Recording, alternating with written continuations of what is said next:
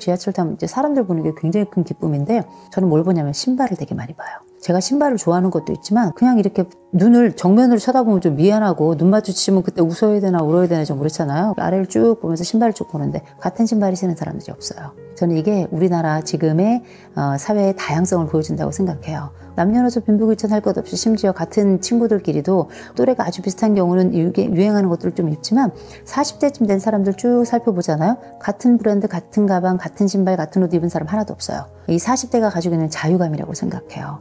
나는 부유하게 안 자라서 할지 모르겠지만 이전 시대에 비해서는 부족함 없이 성장을 했거든요. 해외여행을 들락날락하면서 외국 사람들도 보니까 그냥 편안하게 입고 다녀. 이렇게 다른 세상의 자유를 보면서 그 자유를 내게 가져와서 적용하는 세대라서 안정감이라는 것, 이 자율감이라는 건 그 어떤 세대보다 세련되면서도 자유감을 갖는 그런 패션이라고 저는 생각을 하거든요. 깔끔하게는 입어야 돼요. 이때는 우리가 앞으로 제2의 인생 그럼 마흔이 되면은 뭘 해야 될까요? 꼭 해야 되는 것들이 있을까요? 일단은 돈 관리하라고 말씀드려요. 돈 관리를 왜 말씀드리냐면 40대가 되면 어쨌든 뭐 직장을 가지고 있는 분들은 월급은 따박따박 나온 지가 좀 오래됐어요. 그래가지고 늘 월급은 나오는 거라고 생각하는데 곧 없어져요. 되게 중요해요. 한때 우리가 경기가 마침 어려웠고 그럴 때 IMF 때 일명 3초땡 얘기가 나왔었어요. 30대 초반에 들어가면 바로 나와야 된다. 5, 6도 뭐 50, 60 될 때까지 남아있으면 도둑놈이다. 뭐 이런 얘기 막 했었어요. 지금 경기가 굉장히 어렵습니다. 인생은 굉장히 오래 살게 됐고요. 이 어려움과 오래 삶이 함께 있다는 얘기는 때로는 이게 전 사회의 비극이 될 수도 있어요. 이 사회가 우리를 지탱해주는 그 복지적 시스템들을 많이 갖추고 있긴 한데 그게 충만하거나 충족되지는 않고 충분하지도 않거든요. 본인 스스로 자기를 위한 준비를 되게 많이 하셔야 돼요. 이 40이 돈 쓸 때가 많은 때예요. 요새는 자기 꾸밈도 많이 해요. 점도 빼야죠. 보톡스도 맞아야죠. 머리 뭐 이런저런 약도 좀 먹어야 되죠. 또 머리는 빨주노초 하나 뭐 얼마나 또 염색을 많이 하는지 미장원은 뭐 한 2주에 한 번씩 막 가더라고요. 그냥 머리 묶고 다니세요. M세대하고 Z세대가 되게 달라요. M세대 때는 뭘 했냐면 플렉스라는 단어가 있었어요. 욜로라는 단어가 있었어요. Z세대로 넘어가잖아. 요노가 되잖아요. 욜로라고 하는 거는 내 인생이 한 번뿐이니까 그냥 한번 인생 멋지게 살아보자라는 건데 멋지게 살려면 다 돈 들어갑니다. 통장 다 털고 해서 뭐 해외여행 다니고 뭐 이렇게 다니더라고요. 몸도 또 하나니까 뭐 여기도 뭐 저렇게 하고 뭐 저러기도 저렇게 해서 뭐 성형도 많이 하고 다 괜찮거든요. 근데 이제 40은 그만하세요. 돈 쓸 때가 일단 많아졌고요. 결혼하신 분들은 물론 다 쪼들려요. 이제는 부모도 부양해야 되고요. 아이들도 있고요. 내 배우자는 계속 돈 없다고 징징거리고 내가 생각해도 내가 돈을 좀 적게 버는 것 같고 다른 사람들은 펑펑 쓰는 것 같고 그래서 약간 이런 쫄림이 있긴 한데 원래 돈은 많은 사람 아주 많은 사람들 말고 왜 내가 돈이 얼마나 있는지도 모르는 사람들도 있잖아요. 근데 우린 다 알아요. 정확하게 심지어 원 단위까지 10원까지 다 안단 말이에요. 우리의 살림은 늘 쪼들리고 다른 사람도 다 쫄리는 건데 안 쪼들리는 척 하는 거예요. 그러니까 다 명품 들고 싶지만 짭 들고 다니고 다 그러는 거거든요. 그러는 과정에 지금부터 우리는 40대부터 전 잊지 말고 연금 들라고 꼭 말씀드려요. 제가 무슨 뭐 보험회사 직원도 아닌데 왜 이렇게 나와가지고 무슨 생보회사에서 나온 것처럼 그러냐 하는데 노년기가 어떻고 중년기가 어떤 것인지 저는 연구를 통해서도 제 삶을 통해서도 너무 잘 알고 있는 사람입니다. 저는 20대부터 연금을 들었어요. 일명 연금의 여왕입니다. 약간 제가 불안이 높은 것도 있어요. 내가 언제쯤 이후로 65세 이후 내가 퇴직한 이후에 내가 어떻게 살까에 대한 고민을 아주 옛날부터 많이 했던 사람이라 지금은 그 연금들 중에 일부는 끝나고 아직도 넣고 있는 것들도 있지만 작은 것들, 변액으로 하는 것들은 얼마 안 넣어도 나중에 늘릴 수 있는 거거든요. 조금이라도 시작하니까 이것도 굉장히 안심이 되더라고요. 중간에 또 이렇게 사망보험 같은 거 요새는 또 중도 인출도 가능하게끔 그렇게 또 해놨거든요. 이게 아무것도 아닌 것 같지만 40대 특히 초반에 계신 분들은 돈 관리 진짜 잘 하셔야 돼요. 이게 흥청망청 쓰지 않아도 돈은 어쨌든 우리 통장에 금방 묻었다가 떨어지는 거고요. 근데 그거 관리하지 않잖아요. 그러면 나중에 퇴직할 때에도 아무것도 가져 나가는 게 없어요. 40이라는 나이가 적지 않습니다. 가만히 뒤져보세요. 머릿속에 흰머리 가끔씩 보이고 어디 그뿐입니까? 새치들만 있는 게 아니에요. 머리가 약간씩 빠지기도 하는 시기예요. 눈도 살짝살짝 안 보이는 것 같기도 하고 잠을 자고 일어나도 몸이 영 편치 않고 피로감이 유지되는 경우 있고 옛날만큼 술을 못 마시겠네? 이러는 분들도 계실걸요? 나도 모르게 자꾸 기미가 올라오고 이런 분들 계세요. 이건 뭐냐면 다 노화예요. 우리가 25세까지가 성장이고 25세 이후는 싹 다 노화입니다. 그중에 40이 넘어가서 옛날 같으면 죽어야 돼요. 생각해보세요. 옛날에 우리 일제시대 때 평균 수명이 23살 막 이랬었어요. 조금 더 많이 산다 44살 막 이랬어요. 옛날 같은 우리 다 없어져서 이미 영혼이 둥둥 떠다니는 거예요. 지금 삶이 과거 같진 않죠. 옛날이 아닌데 왜 그런 얘기 하느냐 하겠지만 돈은 여전해요. 옛날이나 지금이나 그 돈에 대한 절박성은 늘 있는 거였는데 지금은 더 절박합니다. 아끼고 뭐 이런 것들이 되게 유행하긴 합니다만 늘 써왔던 세대들은 한꺼번에 이 지출이나 소비를 줄이기가 어려워요. 굉장히 합리적인 소비뿐만 아니라 아끼는 소비를 좀 해야 되고 무엇보다 연금은 개인연금 적어도 2개 이상씩 무조건 들어놔야 된다라고 좀 강력하게 외칩니다. 제가 지금 이 말씀 드리는 거 지금은 잘 안 들릴 거예요. 근데 한 10년만 지나보세요. 세상이 완전히 달라지고 그때 내가 10년 전에 이걸 들었으면 얼마나 좋았을까. 지금 5만 원 10만 원 와인 마시고 피자에다 뭐 티맥 뭐 치맥 이렇게 하면 요즘 10만 원 나와요. 한 번 좀 줄여가지고 이렇게 연금 들잖아요. 나중에 10년 뒤 저한테 와서 하루에 3번씩 절하실 거예요. 정말 저는 확신합니다. 이 40대가 돈을 버는 때이기 때문이에요. 50이 됐을 때 지금 경기를 볼 때 내 삶이 어떻게 될지 알 수 없어요. 지금 벌 수 있을 때 모아두는 거 굉장히 중요하다. 특별히 이 40에 번 돈으로 우리는 굉장히 오랜 세월 흐뭇하게 살아갈 것이다. 제가 말씀을 드리고요. 두 번째, 몸 관리하셔야 돼요. 지금부터 이제 근육이 쭉쭉 빠지는 시기고요. 근육은 안 생기는 시기고요. 몸은 축축 처지는 시기고요. 피부는 더 처지는 시기고요. 이 40이라고 하는 게 요새는 이제 안티에이징, 동안 뭐 이런 것들이 유행하면서 내가 당장은 별로 안 늙은 것 같은데 1970년대, 60년대 이럴 때 사진 한번 비교해 보세요. 그때의 40대와 지금의 40대. 지금은 애기예요, 얼굴이. 그래서 자기가 애기인 줄 아는데 착각이에요. 피부가 애기라고 인생도 애기는 아니에요. 많은 분들이 자꾸 특별히 M세대들부터는 굉장히 부모들이 예쁘게 귀엽게 사랑스럽게 정말 공주처럼 왕자처럼 키워가지고요. 지금도 본인이 공주 왕자인 거라고 생각하는 분들이 계세요. 너무 좋은 노래 말씀드렸잖아요. 반딧불이. 나는 별인 줄 알았어. 근데 알고 보니 반딧불이야. 나는 형편없는 사람이야 라는 게 아니에요. 반딧불에도 자기 삶이 있는 겁니다. 내가 누구인 줄 알아야죠. 제가 정말 싫어하지만 늘 얘기하고 그 다음에 늘 후회하는 단어. 사람은 국어랑 수학을 잘해야 된다. 국어를 잘해야 주제를 알고 수학을 잘해야 분수를 한다. 나쁜 얘기처럼 들리겠지만 내가 누구인지를 알고 그 다음에 내 분수에 맞도록 사는 거, 그거는 지금 현재의 나를 돌아보라는 게 아니에요. 네 주제꼴이 이런데 널 왜 이렇게 사니가 아니고요. 너의 미래를 준비하라는 겁니다. 굉장히 중요하다고 말씀드리는데 준비 중에 몸 준비 진짜 중요해요. 왜냐하면 이 몸이라고 하는 건 정말 이 가치 있는 것이라고 생각해요. 함부로 해서도 안 되는 것이고 몸은 우리가 늘 새로운 피부가 돋아나고 또 우리가 또 새로운 지점에서 A라고 태어났지만 A 다시로 죽는다라고 얘기하지만 그건 관리하기 나름이에요. 내 몸을 정말 예뻐해줘야 된다고 저는 생각을 합니다. 할 수 있으면 지금 때부터 운동도 처방받아서 하는 게 좋아요. 요새 띰띠기들 많이 하잖아요. 러닝 크루 해가지고 달리는 애들끼리 팀 짜가지고 막 아침마다 만나고 거기서 또 뭐 썸띵도 있고 막 그렇더라고요. 다 좋은데 뛰어야 되는 사람이 있고 뛰면 안 되는 사람이 있어요. 40부터는 그게 되게 확연해지는 시기입니다. 우리가 가지고 있는 몸이 대부분 다 일정 부분은 다 소모품이에요. 심장 같은 경우도 너무 많이 쓰면 이것도 빨리 늙는 겁니다. 또 우리가 가지고 있는 각종 장기들이 우리가 생각하는 것처럼 그렇게 빨리 교체되는 게 아니에요. 몇 년 혹은 몇십 년에 걸쳐가지고 교체가 되는 경우들도 많이 있기 때문에 그게 제때제때 교체가 안 되면 나중에 인공관절하고 막 이렇게 되는 거 아니에요.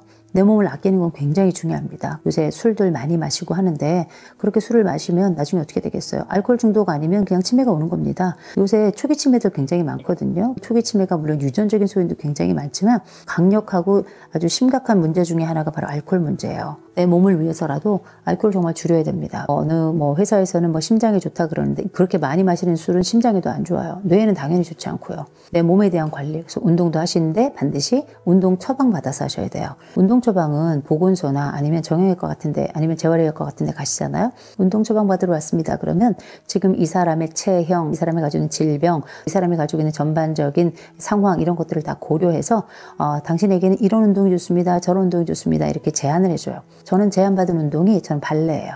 전 발레인데 상상하지 마세요. 제가 이제 발레를 시작하고서 발레복을 사야 되잖아요. 그래서 이제 뭐 발레복을 또 핑크색, 뭐 깜정색 이렇게 사가지고 저희 남편이 뒤에서 막 사진을 막 찍더라고요. 그래서 왜 찍냐 그랬더니 슬플 때마다 보겠다고. 아무튼 근데 우리가 알고 있는 이 삶의 자리에서 운동이라는 건 인간은 기승전 몸뚱입니다. 이 몸뚱이란 말 되게 거칠게 생각하는 분들이 많은데 몸하고 몸뚱이하고 뭐가 그렇게 달라요. 내가 몸을 함부로 대하면 이건 몸뚱이가 되는 거고요. 내 몸을 귀하게 대하면 이게 몸신이 되는 거 아니겠습니까? 내가 가지고 있는 삶 삶의 여러 자산들 중에 특별히 40대의 가장 근원적 자산이자 힘의 자산은 저는 몸이라고 생각합니다. 몸 아끼고 예쁘게 생각해 주셨으면 좋겠어요. 몸 함부로 대하지 마시고. 더군다나 이때는 이제 대체로 몸이 잘 망가지기 시작하는 시기이기 때문에 간도 쓸개도 뭐 할 거 없이 다들 이때부터는 슬슬 약해지는 시기예요. 약할 때 자기의 몸을 대하는 건 자식 대하듯 했으면 좋겠어요. 자기 부모보다는 자기의 자식 대하듯. 뭐 치사랑은 없고 내리사랑은 있다고 얘기하는데 자기 몸을 잘 돌보지 않기 시작하는 때가 40대부터예요. 아이들 좋은 거 먹이고 아이들 좋은 거 입히고 하느라고 나는 영양제 하나도 제대로 안 먹고 나는 또 예쁜 옷도 마다하고 이렇게 사는 게 지금 40대의 핵심적인 특징이고 그래서 이런 심리적 빈곤감을 경험해요. 내 애는 먹이고 입히는데 나는 가진 게 없는 내 스스로는 참 볼번은 없는 사람처럼 느끼는 헌신하지만 이 헌신이 헛된 것 같은 마음에 큰 구멍이 난 것 같은 세대가 바로 40대거든요. 이런 40대가 자기 스스로를 끌어올릴 수 있는 방법은 여러 가지가 있겠지만 제일 첫 번째는 돈 관리라고 하는 거는 현재뿐만 아니라 미래를 향해서 나를 좀 단단하게 구축하는 하나의 스케치를 하는 과정이잖아요. 몸 관리라고 하는 거는 현재 시점부터 행복감이 만들어지면서 미래를 위한 일종의 구축 자산이라고 보시면 돼요. 우리가 운동만 하더라도 근육이 생겨나죠. 근육이 생겨나잖아요. 그냥 근육만 생겨나는 게 아니에요. 머리뿐만 아니라 정신 근육, 우리가 흔히 알고 있는 마음 근육도 굉장히 단단해집니다. 왜냐하면 도파민과 세로토닌이 건강하고 적절한 방식으로 분비가 되기 때문에 자신감도 굉장히 좋아지고요. 어떤 문제 해결감뿐만 아니라 회복 탄력성까지도 좋아져요. 여러 연구를 통해서 많이 나타난 이야기이기 때문에 몸과 마음은 또 정신은 혼연일체 일종 전인 건강이 인간이 가지고 있는 기본적인 건강의 기본이기 때문에 내가 몸이 건강해지면 정신도 건강해질 가능성이 굉장히 크고요. 정신이 건강해지면 더불어서 몸에도 영향을 미치는 건 당연한 겁니다. 몸의 관리를 통해서 내가 가지고 있는 이 불안이라고 하는 취약한 40대의 이 크레바스와 같은 구멍을 털어 막을 수 있는데 기여할 수 있다고 생각을 하고요. 또 한 가지는 내 40대가 되면 자신감 많이 떨어지거든요. 더군다나 이제 여러분 이후로 올라오는 후배들, Z세대나 알파세대의 후배들과 같이 일을 해야 돼요. 근데 걔네들은 여러분들하고 다른 도구를 사용하고요. 능력치도 다르고 지능도 다릅니다. 훨씬 더 똑똑한 아이들이 아주 완전히 다른 장비를 들고 와서 여러분들하고 똑같이 곡괭이질하는 거하고 다른 차원이 다른 거예요. 우리가 알고 있는 이런 차원에서 내가 꿀리지 않고 밀리지 않는 방법은 일단 몸이라도 건강해야 된다. 사람은 몸이 불편하고 힘들잖아요. 정신도 당연히 무너지는 거예요. 우울해지고 뭔가 안 되는 것 같고 평생 다이어트 하는 이유는 간단해요. 몸이 마치 이렇게 예쁜 몸을 바디 쉐입을 가지면 뭔가 내가 괜찮은 사람이 된 것 같고 정신적으로도 굉장히 유쾌함을 많이 느끼고 다른 사람한테 막 자랑질을 하잖아요. 근데 금방 또 찌긴 하죠. 근데 핵심은 뭐냐면 그 몸 상태를 한번 기억해 본다면 몸이 우리에게 미치는 영향은 얼마나 큰지 단순히 건 건강 차원을 넘어서 자신감에도 굉장히 영향을 많이 미치고요. 세 번째 꼭 해야 될 것 중에 옷 잘 입으셔야 돼요. 옷 잘 입으셔야 돼요. 옷이라고 하는 건 사회적 언어입니다. 그래서 보통 이제 40대는 그래도 패션에 되게 민감한 세대였어요. 힙합 패션, 그 똥싼바지 같은 거 다들 일괄로 입고도 괜찮았고 또 우리가 드디어 하이힐을 내려놓고 운동화를 신게 된 첫 세대가 이 M세대, 이 40대입니다. 얼마나 실용적인 세대예요. 우리가 알고 있는 삶에서 꼭 명품을 한때 유행해가지고 쫙 입기도 했지만 이제 평범함 속에서 가장 편안함을 추구하기도 하는 세대가 바로 이 M세대거든요. 그런 이 M세대가 가지고 있는 이 특성들 중에 옷을 깔끔하게 입는다는 건 사회적인 권력이기도 해요.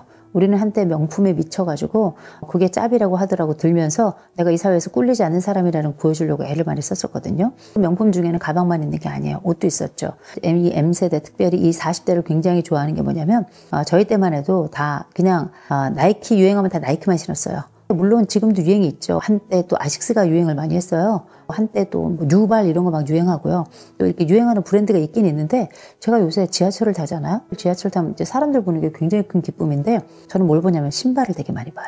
제가 신발을 좋아하는 것도 있지만 그냥 이렇게 눈을 정면으로 쳐다보면 좀 미안하고 눈 마주치면 그때 웃어야 되나 울어야 되나 좀 그렇잖아요. 아래를 쭉 보면서 신발을 쭉 보는데 같은 신발을 신는 사람들이 없어요. 저는 이게 우리나라 지금의 사회의 다양성을 보여준다고 생각해요. 남녀노소 빈부귀천 것 없이 심지어 같은 친구들끼리도 또래가 아주 비슷한 경우는 유행하는 것들을 좀 입지만 40대쯤 된 사람들 쭉 살펴보잖아요. 같은 브랜드, 같은 가방, 같은 신발, 같은 옷 입은 사람 하나도 없어요. 이 40대가 가지고 있는 자유감이라고 생각해요. 나는 부유하게 안 자라서 할지 모르겠지만 이전 시대에 비해서는 부족함 없이 성장을 했거든요. 해외여행을 들락날락하면서 외국 사람들도 보니까 그냥 편안하게 입고 다녀. 이렇게 다른 세상의 자유를 보면서 그 자유를 내게 가져와서 적용하는 세대라서 안정감이라는 것, 이 자율감이라는 건 그 어떤 세대보다 세련되면서도 자유감을 갖는 그런 패션이라고 저는 생각을 하거든요. 깔끔하게는 입어야 돼요. 이때는 우리가 앞으로 제2의 인생, 제2의 삶을 또 준비하는 시기라서 이때 네트워크가 너무너무 중요합니다. 네트워크를 잘 형성하는 과정 중에 하나 뭐냐면 여러분이 좋아하고 여러분이 놓지 못했던 그 꿀리지 않는 마음이 되게 중요하지만 꿀리지 않는 옷도 중요해요. 깔끔한 정장으로 또 깔끔한 옷을 통해서 내가 당신과 함께 어울릴 만한 부류입니다 라는 걸 모든 부류와 함께 어울릴 수 있도록, 뭐 그렇다고 다른 사람들처럼 뭐 엄청난 비싼 옷을 입으라는 게 아니에요. 격식에 맞는 옷을 입으라는 거예요. 격과 식이 있는 거잖아요. 격과 식을 이제 충분히 배려할 만큼 나이를 먹었다라는 걸 기억하시고, 이런 격과 식이 있는 자리에서 자기를 좀 업그레이드 시키고 싶으면 그 중에서도 조금 더 정장 스타일로 자기를 이렇게 입히고 그 다음에 자기를 이렇게 가꾸게 된다면 되게 중요한 역할을 한다고 생각해요. 생각해 보세요. 우리가 인간관계 할 때도 옷 잘 입고 비싼 옷 입은 사람한테 싼 거 선물 안 해요. 그렇게 자기를 잘 가꾸는 사람에 대해서는 함부로 하지도 않습니다. 이런 사람들도 후광 효과라는 게 있어서 다른 것도 뭔지 깔끔하게 할 것 같은 느낌이 들거든요. 우리가 굳이 명품 안 입어도 40대가 가지고 있는 자유로움과 세련미를 잘 갖추어서 제대로 된 옷을 잘 입잖아요. 친구들에게 무시당할 일도 없고요. 내 스스로가 자존심을 구길 일도 없고요. 동시에 다른 사람이 볼 때에도 이 사람을 데리고 언제 어디든 어떤 장소에든 갈 수 있는 거예요. 누구도 만날 수 있는 거예요. 이때부터는 자기의 인생 사업을 시작할 때거든요. 사업이라고 하는 게 꼭 내가 사업자 등록증 내고 해서 사업이 아니고요. 인간관계도 다 사업이에요. 이때 내가 이 사업을 얼마나 하느냐에 따라 가지고 내 부모 장례식에 내 손님이 오지, 잘 풀리는 사람의 특징은 40이 넘어서 뿐만이 아니에요. 전생애를 통해서 똑같아요. 3가지 정도로 꼽습니다. 하나는 긍정성이에요. 이 긍정성은 세상을 바라보는 해석 능력이라고 보시면 돼요. 어떤 일에 대해서 대단히 부정적인 사람이 있는 반면에 어떤 사람들은 세상 일에 대해서 굉장히 긍정적인 사람들이 있어요. 모든 게 다 좋다, 모든 사람이 다 좋아, 이건 속 없는 사람이고요. 긍정성이라고 한다면 내 삶 속에서 내가 가진 것을 헤어보고 다른 삶 속에서 내가 어떤 것을 배울 수 있는가에 대해서도 좋은 것들을 찾아내는 능력이에요. 우리가 모이면 남 욕하고 흩어지면 더 욕하고 이런 사람들 있잖아요. 그런데 이런 사람들은 친구하기 싫죠. 근데 내 스스로를 한번 살펴보세요. 모이면 헛짓하고 흩어지면 더 헛짓하는 이런 나를 보면서 나는 왜 내 인생이 잘 안 풀리나 이렇게 말하는 분들도 굉장히 많습니다. 너는 너의 성공과 너의 기쁨을 위해서 너는 무엇을 했는가 좀 물어보고 싶어요. 40이 되면 저는 꼭 해야 되는 일 중에 하나로 성장하고 좋아하는 일 하는 거. 이게 되게 중요하다고 생각해요. 40이면 어른들이 볼 때는 아직 피가 안 마른 나이예요. 아직 성장할 수 있는 나이예요. 그 얘기 뭐냐면 성장해야 되는 나이인 거예요. 우리가 키의 성장이 있다면 마음 성장이 있고요. 또 돈에 대한 성장이 있고 관계에 대한 성장이 되게 많이 있잖아요. 요 40대가 됐을 때 자기 자신에 대한 마음 키우기가 굉장히 중요하다고 생각해요. 이때가 되면 친구들 사이에서도 이렇게 격차가 벌어지기 시작해. 본격적으로 차 종류도 다르고요. 사는 아파트도 다르고요. 연봉도 달라져요. 심지어 외모도 달라요. 배우자도 달라요. 자식도 달라요. 모든 게 다 이제 비교 현장 속에서 저절로 역동이 생겨나는 나이예요. 어떤 일이 생기냐면 옛날에 떨어졌던 그 자존감의 위치로 다시 돌아가는 이런 상황이 다 생겨나고 인생이 되게 불공평하고 억울하고 나 혼자 억울하면 괜찮은데 배우자도 억울하다고 울고 막 그래요. 그러면 진짜 속상하거든요. 왜 나는 내 아이들에게 더 좋은 학원을, 더 좋은 차를, 더 좋은 집을 제공하지 못할까 뭐 이런 생각도 들고 말 못하는 어린이는 모르겠는데 애들도 커가지고 왜 옆집은 왜 저 집은 뭐 이러면서 또 애들이 비교를 해나가고 그러면 그 모든 돌을 다 맞으면서 내 스스로가 나에게 마저 돌을 던지게 되는 세상이 되거든요. 그런 상황이 될 때 나를 일으키거나 나에게 위로를 줄 만한 건 아무것도 없어요. 그러니까 자꾸 술을 마시는데 술 마셔봐야 결국은 내 몸만 망가지는 거거든요. 저는 이런 말씀 드려요. 성장을 위한 노력을 시작해야 된다. 성장을 위한 노력 중에 하나가 뭐냐면 내가 좋아하는 일을 찾아야 돼요. 요새는 보니까 이 40대들은 자기가 좋아하는 일을 찾아서 막 다니더라고요. 스터디 그룹도 가고 요새는 뭐 크로스핏 뭐 이런 것도 하고 탁구도 하고 뭐 많이 하더구만요. 저는 굉장히 좋다고 생각해요. 자기가 좋아하는 게 늘 하나만 있는 건 아니에요. 계속 바뀌고 뭐 사람이 동사인데 당연히 우리가 좋아하는 것도 동사죠. 바람 피우는 거 말고는 저는 다 해봤으면 좋겠어요. 이런 좋아하는 것들을 통해 가지고 뭐 하냐면 내 생에 일종의 환기구를 자꾸 찾는 거예요. 나를 위한 선물이고 나를 사랑한다는 건 나를 위해 돈을 쓴다는 거예요. 나를 위한 취미를 한두 가지 가지면서 집안 경제를 파탄에 이르게 하는 게 아니라면 월급의 정도까지 쓰는 거 좀 괜찮다고 생각합니다. 성장을 위해서도 마찬가지예요. 성장을 위해서는 저는 꼭 독서하라고 말씀드려요. 이 세상에 지금 이제 40대까지만 해도 다 20세기 인간들이에요. 얼굴을 봐도 20세기가 얼굴에 써 있잖아요. 20세기라는 게 산업혁명을 통해서 글자의 시대를 살았던 활자의 시대를 살았던 사람들이고 21세기는 IT혁명을 통해 가지고 영상의 시대를 살아가요.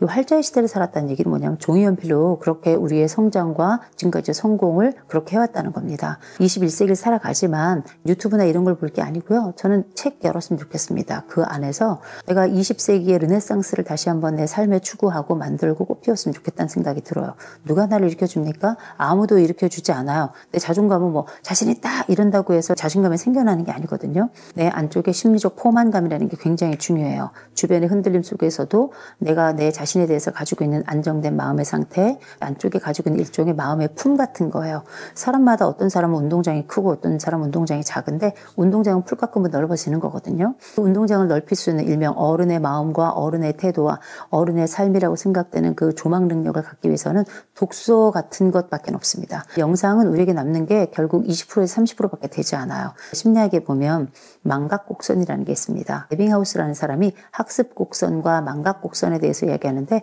그게 그거예요. 결국은 학습했을 때 얼마나 남고 얼마나 잊어버리는가 관련된 연구를 보면 영상은 우리에게 남는 게 30%밖에 되지 않습니다. 읽고 이것에 대해서 복습하고 그다음에 외우고 다른 사람에게 말하고 이런 과정으로 가야 이제 100%가 되는 거거든요. 저는 이런 말씀 드려요. 일주일에 한 번 시간 딱 정해놓고 그렇게 마치 학원 가듯이 옛날 우리 학원 많이 다녔으니까 그렇게 40대가 학원 옛날에 다녔던 것처럼 지금 보니까 그렇게 40대 50대들이 그렇게 또 그렇게 노량진을 댕긴다 하더라고요. 전 좋다고 생각하거든요. 내가 노량진을 가지 않더라도 책 한 권 딱 꺼내가지고 10페이지 정도만 읽고요. 단어 하나 문장 하나 무조건 외워야 됩니다. 일주일에 한 번 그렇게 단어 하나 문장 하나 외우잖아요.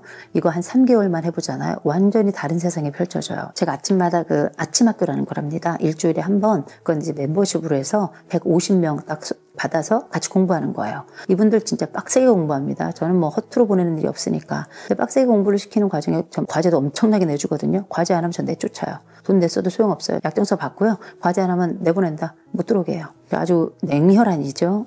그 정도의 그 열정 없이는 내 돈값은 본인이 돈에 대해서는 찾아가야 될 거 아니에요. 그러면 그 과제 중에 하나가 뭐가 있냐. 일주일에 한 번 무조건 해야 되는 과제가 있습니다. 그 과제가 뭐냐. 일주일에 한 번 서점이나 도서관 가서 아무 책이나 하나 골라가지고 거기서 10페이지 읽고 단어 하나 문장 하나 외우는 거. 제가 이거 학기별로 진행하는데 한 학기만 했겠습니까? 여러 학기 했겠죠. 여러 학기 하기 전에 제가 사전사고 검사했어요. 발전감 그리고 이 사람이 가지고 있는 자아 분화도 이런 거 다 검사했는데 다 높아졌어요. 정말 빠짐없이. 너무 놀라울 정도로. 이게 어떻게 우리 스스로 이 공부하는 과정도 있어서 그러겠다 싶지만 이 과제가 엄청나게 영향을 많이 미쳤다고 그 사람들이 다 그 주간식 답변에 다 썼더라고요. 저는 진짜 인정해요. 나를 일으켜주는 건 아무도 없을 뿐더러 내 공허한 마음은 40에서 후반으로 넘어갈수록 점점 더 이 공허함의 그 구멍이 커져요. 그러니까 자꾸 이 공허함을 다른 사람이 메워주길 기다리고 이 공허함을 뭐 다른 것들이 어떻게 해소해 줄까 막 이리저리 방황한 듯이 찾아다니는데 파랑새는 그렇게 멀리 있지 않습니다. 저는 이 서점과 도서관 그 우리 활자의 시대에 성장했던 그 사람들이 어떤 방식으로 내 마음속에 또 한 번의 르네상스를 이루면서 그 줄과 줄 사이에 행과 행 사이 또 단어와 단어 사이에 수많은 그 기쁨의 그 단물들을 마셨든지 그 기억들을 한번 되새겨 가면서 가장 쉬운 영상이 아니라 어쩌면 가장 어려운 책을 한번 다시금 시작해봤으면 좋겠다. 이런 말씀을 꼭 드리고요. 우리가 쉬운 일을 하면 무슨 보람이 있습니까? 어려운 일을 할 때 보람이 있는 거예요. 그리고 그 어려운 일을 해내면서 우리는 인간다워지는 겁니다. 그중에서도 가장 쉬운 영상을 통해서 시간 흘러가면서 왜 나는 공허한가를 묻지 마시고요. 그 공허함을 채울 수 있는 건 의외로 글자와 글자 사이의 그 공간이 공허함을 채울 거다. 저는 확신합니다. 마흔이 지나면 잘 풀리는 사람들의 비결에는 어떤 것들이 있을까요? 마흔이 지나서 잘 풀리는 사람들이 있더라고요. 잘 풀리는 사람의 특징은 마흔이 넘어서뿐만이 아니에요. 전생애를 통해서 똑같아요. 3가지 정도로 꼽습니다. 하나는 긍정성이에요. 이 긍정성은 세상을 바라보는 해석 능력이라고 보시면 돼요. 어떤 일에 대해서 대단히 부정적인 사람이 있는 반면에 어떤 사람들은 세상 일에 대해서 굉장히 긍정적인 사람들이 있어요. 모든 게 다 좋다, 모든 사람이 다 좋아, 이건 속 없는 사람이고요. 긍정성이라고 한다면 내 삶 속에서 내가 가진 것을 헤어보고 다른 삶 속에서 내가 어떤 것을 배울 수 있는가에 대해서도 좋은 것들을 찾아내는 능력이에요. 우리가 모이면 남 욕하고 흩어지면 더 욕하고 이런 사람들 있잖아요. 그런데 이런 사람들은 친구하기 싫죠. 근데 내 스스로를 한번 살펴보세요. 모이면 헛짓하고 흩어지면 더 헛짓하는 이런 나를 보면서 나는 왜 내 인생이 잘 안 풀리나 이렇게 말하는 분들도 굉장히 많습니다. 너는 너의 성공과 너의 기쁨을 위해서 너는 무엇을 했는가 좀 물어보고 싶어요. 이집트 신화에 보면 이런 얘기가 있어요. 사람이 죽으면 신 앞에 선대요. 그럼 그 신이 이 사람에게 2가지 질문을 한답니다. 하나, 너의 인생이 너에게 기쁨이었니? 그리고 그 기쁨이 다른 사람에게도 기쁨이었니? 이걸 물어본다는 거예요. 이 두 가지 질문에 긍정적인 답변을 하면 이 사람은 좋은 데로 가고, 긍정적인 답변을 못하면 그렇지 않은 곳으로 간다는 거예요. 생각해보면 이 질문이 죽은 자를 위한 질문일까? 아니요. 전 산자를 위한 질문이고요. 특별히 이거는 이제 40에 하기에 가장 적절한 질문인 것 같은데, 문제는 저는 이 관심이 가는 두 가지 질문 중에 이 질문의 순서를 좀 봤으면 좋겠어요. 그 첫 번째 질문이 뭐냐면 너의 인생이 너에게 기쁨이었니? 라는 말이에요. 그럼 어떻게 인생을 기쁘게 살아야지 이렇게 생각을 할지 모르겠는데, 너의 인생이 너에게 기쁨이었니? 라는 말은 너는 너의 인생을 긍정하느냐라는 질문으로 저는 이해해요. 결국 네가 가지고 있는 삶에 모자라고 부족하고 한심하고 실수하고 넘어지고 자빠지고 쓰러지는 그 모든 순간이 있었지만 그 가운데 너의 삶을 어떻게 평가하니? 너는 너의 삶을 괜찮게 살았다고 생각하니? 이렇게 질문하는 거죠. 잘은 못했을지 모르겠지만 열심히 살았습니다. 이런 답변을 했으면 좋겠다라고 저는 신이 인간 앞에 질문을 놓았다고 생각을 해요. 근데 생각해보면 우리가 가지고 있는 이 긍정성이라고 하는 게 어떤 사람은 좀 타고나는 것도 좀 있어요. 또 부모들이 긍정적이면 그 자녀도 이렇게 약간 긍정적인 측면을 조금 더 찾아내는 게 있어요. 이 불행은 말입니다. 우리한테 엄습해요. 그냥 다가와가지고 우리를 덮쳐버립니다. 우리한테 예고도 없이 와요. 그 이별이 우리에게 그렇듯. 이 기쁨과 행복이라고 하는 건 말입니다. 예고 없이 오는 게 아니에요. 손가락으로 헤어봐야 그제서 간신히 생겨나는 거예요. 어쩌면 우리는 기쁨과 좋은 것들, 긍정성들을 매일 낳는지도 몰라요. 손가락으로 꼽아야 비로소 나로부터 출발해서 생겨나는 거니까. 삶의 긍정성을 가진 사람들은 자기 자신에게도 굉장히 긍정적이고 또 자기 삶에도 긍정적이고요. 더 나아가서 다른 사람에게도 긍정적이고 관대해요. 이런 것들이 자기 안쪽의 기쁨과 타인에 대한 기쁨을 동시에 만들어내는 과정이거든요. 어쩌면 인생에서 너의 인생이 너에게 기쁨이었니를 묻는다면 네 삶에서 네가 미처서 깨닫지 못했던 삶의 기쁨과 즐거움의 순간들을 한번 꼽아봐 라는 얘기를 저는 느껴요. 그게 40대에 좀 자주 있었으면 좋겠습니다. 왜냐하면 그때가 살살 이제 인생의 계산을 앞뒤로 막 하기 시작할 때거든요. 지나온 거 생각해보면 초중 고등학교 때 공부 더럽게 못해서 이런 분들 계시죠? 괜찮아요. 인생 공부 잘하면 돼요. 그리고 내가 살아가면서 난 가난하게 살았어. 괜찮아요. 지금부터 열심히 저축하고 잘 벌어서 내 삶에 대한 안정성을 높이면 돼요. 내가 살아가면서 내 주변에는 좀 나쁜 사람들이 많아서 지금부터 내가 좋은 사람이 되고 내가 좋은 사람들을 향해서 달려가면 되는 거예요. 그러기에 충분히 좋은 나이고 그러기에는 넉살마저도 이제는 괜찮은 나이기 때문에 한번 좀 시도해 본다면 나의 인생의 긍정성은 굉장히 높아질 것이다. 두 번째가 삶의 주도성이에요. 우리가 생각해 보세요. 딱 태어났어요. 그러면 엄마가 입혀준 옷 입고 살아요. 조금 커서는 교복 입었어요. 그다음에 갔더니 이 직장에서는 이렇게 입어야 된대요. 그리고 또 유행하는 게 있어. 또 그것도 따라 입다가 그렇게 살았는데 40이 넘어가잖아요. 누가 뭘 입든 내가 어떤 걸 입든 다른 사람들이 관심이 없어요. 참 땡큐 아니에요? 고마워요. 왜냐면 우리가 내가 뭐 할 때마다 사람들 일거수일투족 너 이거 맞게 했어 틀리게 했어 이렇게 이 세상의 평가의 눈들이 수백 개가 마치 아르고스처럼 나를 이렇게 바라보고 있는 눈이 많다고 생각하면 그 인생을 어떻게 살겠습니까? 40이 넘어간다는 얘기는 뭐냐면 이제 적당히 늙었어요. 적당히 늙어서 사람들 시선을 크게 의식하지 않아도 되는 나이인 것이 사람들이 이제 우리 더 이상 관심이 없어요. 우리가 어리고 귀여워서 빵긋빵긋 웃는 나이도 아니고요. 그렇다고 청소년이라서 껌 씹고 다리 후달리는 이런 애들도 아니고요. 청년이라서 여전히 아름답고 싱그러운 눈동자를 가진 것도 아니고요. 적당히 괴슴치레하고요.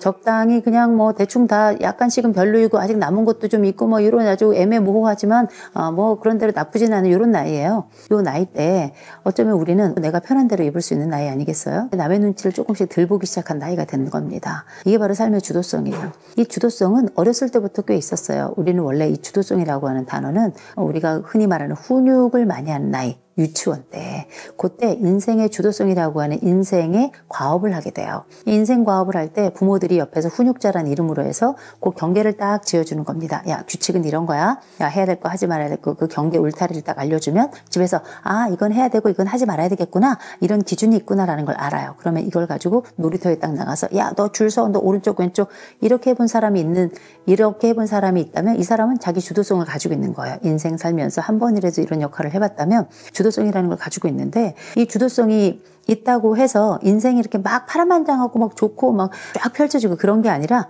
내가 원하는 결정을 내 기준에 맞춰서 할 수 있게 된다는 거거든요. 이건 얼마나 중요한 일이에요. 우리는 다 인생에 다 자기만의 시계를 가지고 있어요. 20살이 딱 넘어가잖아요. 그러면 누가 우리한테 야, 너 이렇게 살아, 너 저렇게 살아 이렇게 얘기하지 않아요. 그때부터 우리가 알아서 우리의 목표 세우고 거기에 맞춰서 우리가 설정한 결과에 도달하도록 노력하고 그렇게 우리가 성취를 해내가면서 그 성취의 포도송이를 읽으면서 우리가 하나의 거대한 상품이 되고 되고 작품이 되는 거 아니겠습니까? 그런 것처럼 이제 40이 됐다는 얘기는 이제 내가 알고 있던 내 삶의 지점에서 내가 결정해야 될 것도 많고 결정하며 살아야 되는 것들도 많은 거예요. 결정해야 될 것이라면 지역사회 혹은 뭐 가정 내에서 혹은 다른 사람들 관계 속에서 기준을 만들어가는 사람이고요. 그래서 우리가 직장에서도 보통 40대가 척추, 허리 아니겠어요? 그래서 이 사람들이 보통 뭐 대리나 과장이나 팀장이나 책임이나 이런 거 맡으면서 사실은 실무자로서 일을 하는 거거든요. 실무자들이 똑똑한 회사가 잘 돌아가는 회사인 거예요. 그 위에 리더가 어떻게 리더십을 발휘하는 게 되게 중요하겠지만 그 실무자들이 얼마나 힘있게 이 의지를 가지고 돌아가느냐에 따라 가지고 이 팀이 잘 되는 거예요. 이런 거와 관련된 이야기가 이제 구글에서 나왔던 프로젝트 보고서인 아리스토텔레스 프로젝트에 나오는 얘기거든요.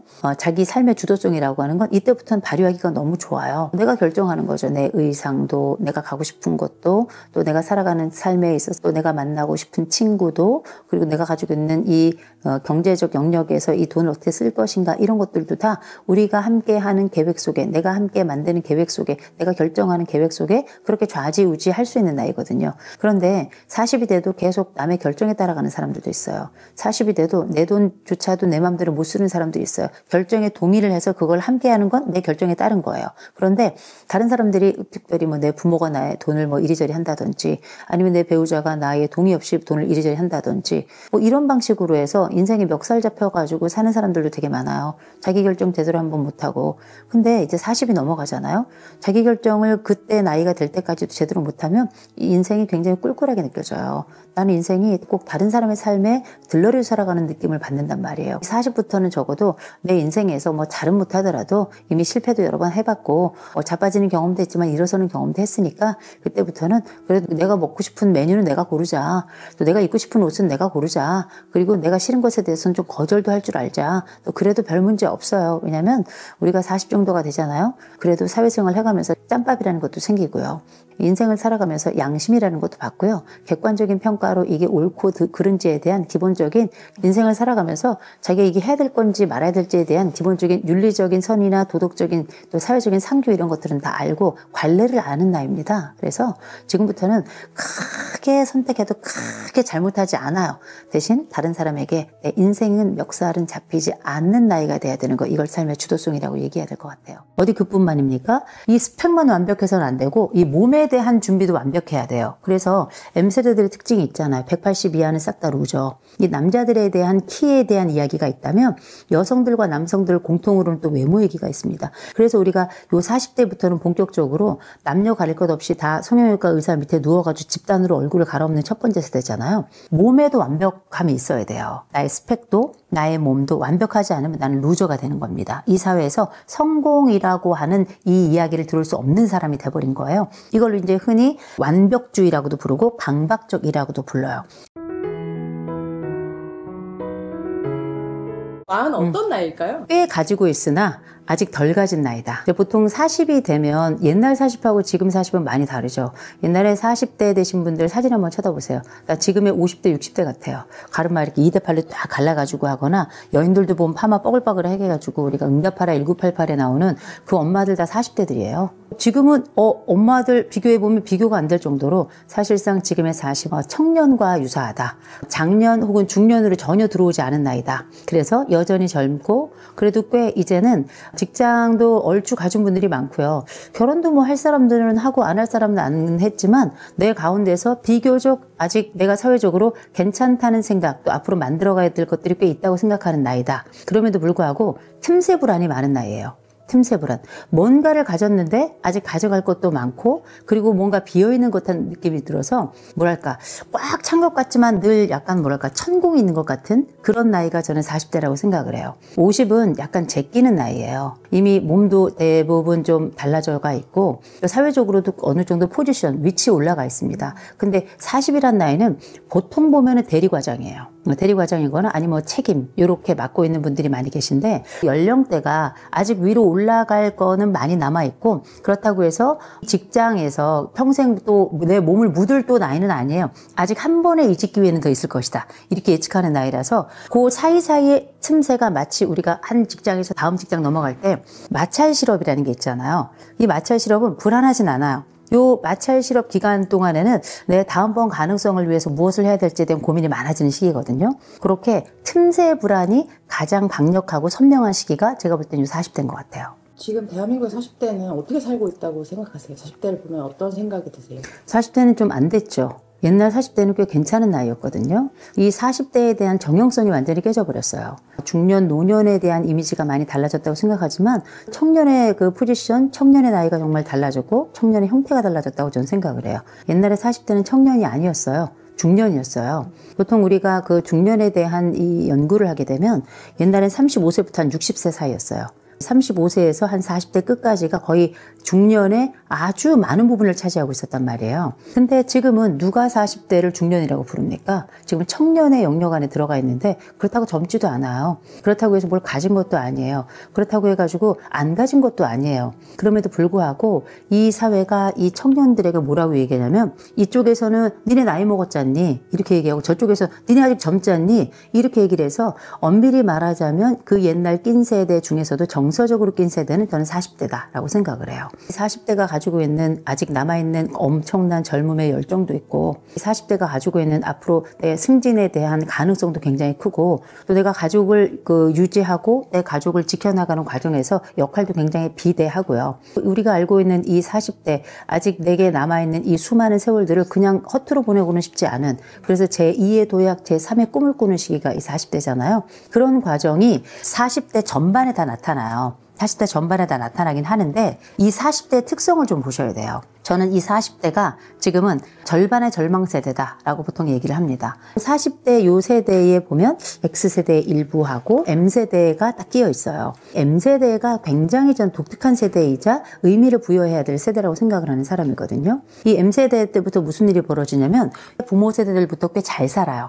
경제적인 1차, 2차, 3차, 4차, 5차에 걸친 경제개발 구도를 통해서 대한민국 경제를 쭉 끌어올린 견인한 세대들이 그 부모 세대입니다. 요 세대가 아주 가난했던 시대를 이제 딱 넘어선 첫 번째 세대예요. 자기만의 독방을 갖기 시작한 첫 세대고요. 이때부터 엄마 아버지들이 교육에 대한 관심이 높아지고 브랜드를 입히기 시작한 첫 번째 세대라서 나이키를 아는 세대예요. 옛날엔 스펙스였다.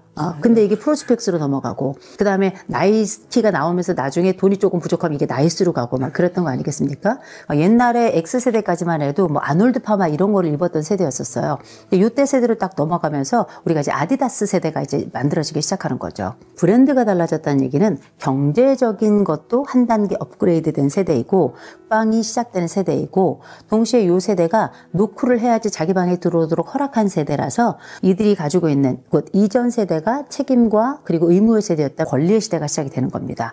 그리고 이때 한참 읽기 시작하며 성장한 세대의 핵심적인 책들이 이제 너는 특별해 뭐 이런 책들을 읽으면서 이 세대가 가지고 있는 이 독특성이 풍요를 기반으로 해가지고 무너지지 않는 경제적인 풍요를 부모들이 만들어 놓은 그 위에 씨앗이 떨어져서 거기서 이제 자기의 꽃을 피운 세대거든요. 그래서 자존심도 굉장히 강하고요. 자존감도 굉장히 강해요. 그런데 중요한 건 완벽주의 성향이 굉장히 강한 세대입니다. 그럴 수밖에 없는 게 이 사회가 이 세대가 가지고 있는 완벽주의를 거의 부추기기도 했고 영향을 굉장히 많이 미쳤던 거예요. M세대 때부터 본격적으로 요 지금의 40 어간으로부터 해서 요 세대들부터 수능 세대예요. 수능 세대들부터는 수능에서 거의 만점에 가깝게 맞지 않으면 스카이라고 하는 사회적 성공 대열에 올라갈 수가 없었고요.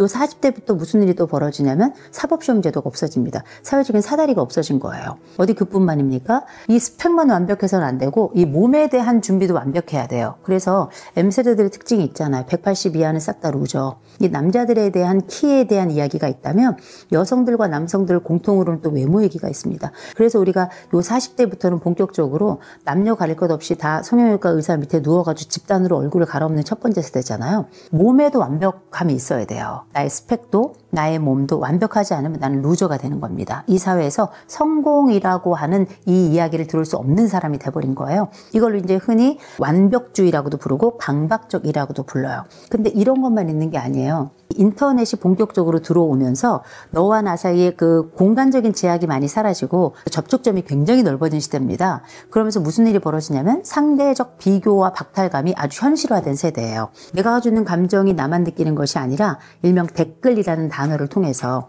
완벽주의와 강박이라는 단어 밑에는 불안, anxiety라고 하는 단어가 공통으로 흘러게 되는데 원래 한 개인의 개별 감정이었었던 것이 이때부터 댓글이 시작이 됩니다. 댓글이 시작이 되면서 너와 내가 함께 공유하는 감정이 되면서 이 감정이 한국전 이후에 한 세대가 하나의 감정을 느끼고 경험하고 앓게 되는 첫 번째 상황을 맞게 돼요. 내가 가지고 있는 모든 성패는 내 개인이 가지고 있는 개별적 특성을 통해서 보이지 않는 노력을 통해서 일구어지는 것이 아니라 가시화되고 객관적인 평가와 지표와 그다음에 SNS와 같은 것들을 통해서 눈으로 보여지는 그 성패가 굉장히 중요해지는, 그래서 시각 정보가 과거에 비해서 훨씬 더 많아지고 중요해지는 세대가 되거든요. 우리가 보이는 게 다는 아닙니다만 보이는 게 굉장히 중요한 시대가 됐어요. 그래서 나를 잘 꾸미는 시대이기도 해요. 나만의 개성을 또 추구하는 세대이기도 하고, 너무너무 갖춰야 될 게 많지만 내 집을 내가 돈을 벌어서 살 수 없는 첫 번째 세대고, 또 내가 너무 포기할 게 많아서 N포 세대라고 우리가 이들을 절망의 세대라고 많이 부르는데, 절망 가운데서도 이 세대는 또 개성이 굉장히 강한 세대예요. 우리가 할메니얼이라는 게 이때 나오게 되잖아요. 40대부터. 할메니얼이 할머니 플러스 밀레니얼 아니에요. 이 밀레니얼과 할머니가 함께 만난 데는 역사적인 근간이 있어요. 요 M세대들 부모가 베이비 부모들인데, 요 베이비 부모들의 이 끝무렵에 있는 사람들이 이제 본격적으로 맞벌이를 시작하게 된단 말이에요. 맞벌이를 딱 시작하면서 요 양육의 빈자리를 그 이전 세대였던 그 할머니 세대들이 들어와가지고 메우게 돼요. 이 자식들을 어떻게 키웠냐면 20세기 애들처럼 건강하고 예쁘고 착하게, 그런 어떻게 내 새끼 내 똥강아지로 딱 키우게 돼요. 온실화초처럼 그렇게 그냥 엄마가 주는 밥 먹고 엄마가 내준 학원비, 거기 학원 쫙 돌고 치맛바람에 따라가지고 나의 스펙을 딱 만들었어요. 근데 나는 그때까지만 해도 내가 그 반딧불이 노래에서 내가 뭐가 된다 그랬죠? 나는 뭔 줄 알았다 그래요? 나는 별인 줄 알았어요. 나는 별인 줄 알고 그렇게 성장했어요. 그 사회에 딱 나갔더니 나 반딧불이야. 벌레야. 알고 보니까 불만 끔뻑끔뻑 내는 거지. 벌레야. 그들이 가지고 있는 특성이 있죠. 내가 나가보니까 비바람이 쳐, 눈보라가 막 불어. 그 눈보라가 피는 과정에서도 이들이 가지고 있는 특징이 있습니다. 죽고 싶지만 또 떡볶이는 먹고 싶은 거예요. 그만두고 싶지만 나는 아직 내 스펙도 좀 있어야 되고, 가오도 있어야 되고, 또 소비 수준이 되게 높아요. M세대가 신자유주의가 들어오면서 다 자본의 아들, 자본의 딸들로 그렇게 성장했거든요. 권리를 하면서 성장하고. 내가 가진 것들이 좀 충분해야 바깥에 나가서도 자존심 구기지 않고 사는 세대라는 걸 알아요. 이 회사를 또 그만두고 싶지만 내가 가지고 있는 이 목구멍이 포도청이고, 또 바깥에서 나의 그 어깨가 구부러지면 안 되니까 이들이 이제 어떻게 하냐. 내가 이 회사 또 울며 겨자 맞기로 다닌다 하더라도 나만의 일종의 쉼터가 좀 있어야 되겠다. 그러면서 어떻게 하냐면 이 비바람 속에서 나를 안전하게 보호해줄 하나의 대상을 찾아요. 그게 누구냐면 나를 키워준 할머니, 할아버지. 언제든 나에게 옳다 말하고 그렇다 말하고 괜찮다 말해주고 늘 나에게 내 새끼고 똥강아지라고 말해줬던 이 할머니, 할아버지를 데리고 오는데, 이분을 직장에 데리고 올 순 없잖아요. 그러니까 문화적으로 소환하게 됩니다. 그래서 할머니의 몸빼, 꽃무늬, 또 흑임자, 오미자, 자개장 이런 것들을 쫙 다시금 소환해가지고 할머니 플러스 밀레니얼, 할메니얼이라고 하는 문화적 컨텐츠로 자기들만의 일련의 소도, 특별함을 또 이렇게 구축하게 되는 거거든요. 이 절망이라는 것과 이 문화적을 꽃을 피운다는 거, 이거 두 개는 양립할 수 없는 두 가지예요. 그게 뭐냐면 죽고 싶지만 떡볶이는 먹고 싶어. 전 이 말이 요 40대를 너무 잘 보여준다고 생각합니다. 왜냐면 죽음과 떡볶이는 정반대에 있거든요. 떡볶이는 매워요, 강해요, 그리고 뜨겁습니다. 이건 죽음의 정반대편에 있는데, 이 양가의 감정을 동시에 가지고 성장하고 동시에 가지고 인생을 살아가야 되니까 냉탕과 온탕을 계속 왔다 갔다 가니까 인생에 살이 쭉쭉쭉 빠지게 되는 거예요. 진짜 살은 안 빠지고 이 삶의 에너지가 계속 충나게 되는 거거든요. 우리가 이런 양자를 왔다 갔다 한다는 건 안정성이 떨어지게 되는 거예요. 안정성이 떨어진다는 얘기는 단순히 현실적 안정성만 떨어지는 것이 아니라, 불안만 높아지는 것이 아니라 현재를 넘어서서 내 앞으로 이 삶에 대한 미래는 어떻게 될 것인가에 대한 일명 계기불안이라는 말이 굉장히 일상화되고 일반화된 세대가 바로 이 40대예요. 내가 앞으로 살 미래가 어떻게 될지 모르겠어. 그 미래의 불안을 땡겨와서 현실에 그거를 앓게 되는 거죠. 이 세대가 참 어려운 게 뭐냐면 이직률이 되게 많아요. 이직률이 되게 높아요. 이직률이 높은 이유는 뭐냐면 나는 이거보다 괜찮은 사람인 것 같거든요. 내가 지금 여기 있는 이 사람보다는 내가 더 훨씬 더 괜찮은 사람이라 더 좋은 대접을 받아야 되는데, 이 사회가 나를 알아주지 않아요. 내 할머니가, 내 할아버지가, 내 엄마가, 내 아버지가 나를 특별하게 키웠던 그 성장 세계와 이 사회 세계는 확연히 달라서, 내 성장 세계의 그 첫 번째 울림이 내가 성인이 된 다음에도 계속 메아리처럼 반복되는 거거든요. 이 에코로. 근데 이 사회 중에 누가 나에게 이 에코를 들려줍니까? 안 되니까 셀프 에코가 시작이 되는 거예요. 그러면서 뭐냐면 자기계발서가 엄청나게 올라오게 되는 겁니다. 지금의 50대, 지금의 60대들은 자기계발서를 잘 읽지 않았어요. 그냥 새마을운동하고 같이 그냥 운동하고 끝냈어요. 그리고 민주화 운동하고. 지금의 40대들은 자기계발서를 미친 듯이 읽으면서 거기에 동그라미 쳐가면서 형광펜 눕혀서 세워서 막 이런 세대란 말이에요. 내가 가지고 있는 이 가능성과 에너지들을 끊임없이 이렇게 견인할 수 있다고 생각을 하게 됐던 게 이들이 한참 성장할 때